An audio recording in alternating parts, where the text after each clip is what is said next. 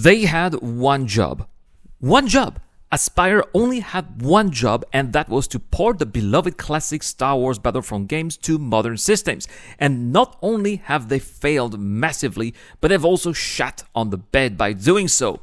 Hey guys, welcome to the channel, it's Irad, and if you're new to the channel, please help out by hitting the like and subscribe buttons, as it really helps with the channel and the YouTube algorithm.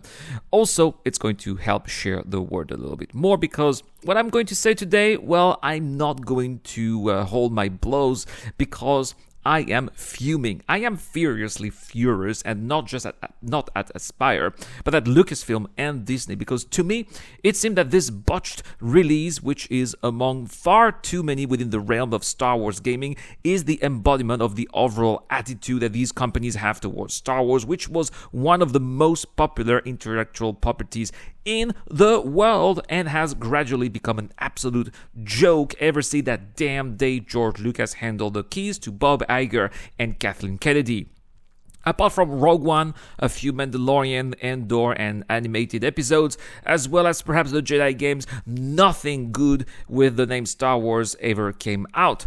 The sequel trilogy ruined the legacy of the characters of the original trilogy. The new Battlefront games from EA were either boring or basically cash grabs, scandalous cash grabs, and never as epic as the original ones.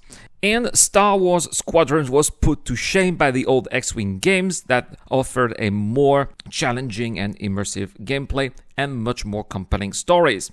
That game offered nothing but fart-flavored salad vibes and embodied to the perfection the crap that we've been given by the mouse that's been rooting our fandom for dozens of years.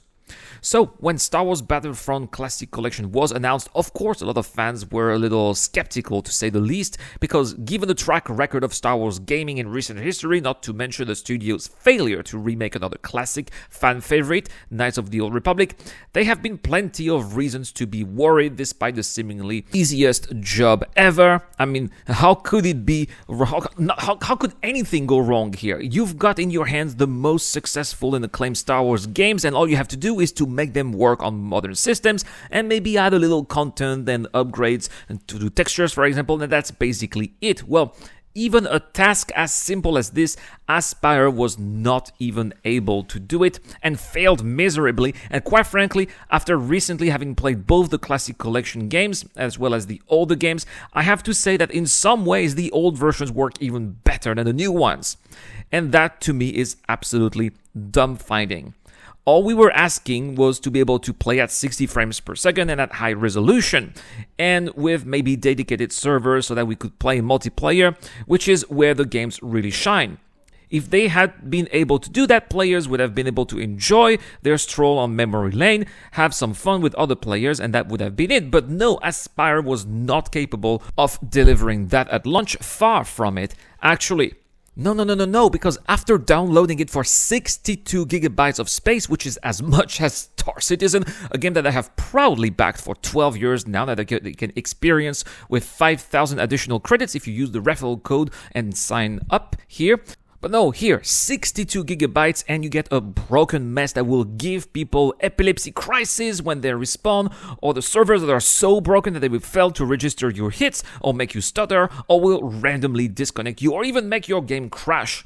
In other words, it doesn't work, most of the time at least. And this is a real shame, because the few moments that it does, when you get lucky, it actually does give you those old vibes from your youth. And I would lie here if I didn't say that had some wonderful moment here with its Classic Collection during the few sessions that worked as intended. But sadly, they've made up a small minority out of all of the games that I've been into in the 5 hours of playtime that I've had.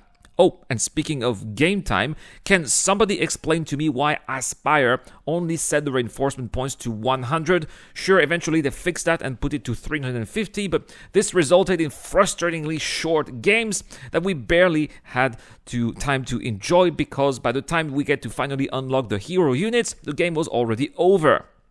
And why do we have to play Space Battle in reverse axis without even having an option to revert that to then get to the controls that we are used to playing with?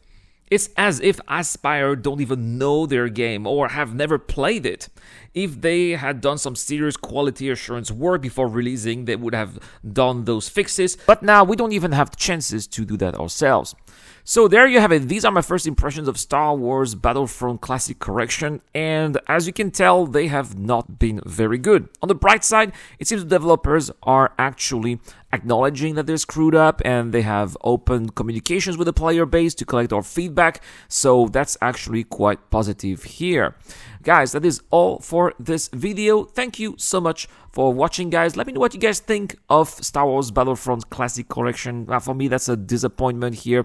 Another disappointment for a Star Wars game, unfortunately. But at this point, that's pretty much what we have with every Star Wars game. They're all jokes now, and that's really a sad time to be a Star Wars fan, especially when you think of all the games like the original Battlefront, which actually came out in the golden era when LucasArts was actually not afraid to release several good games a year.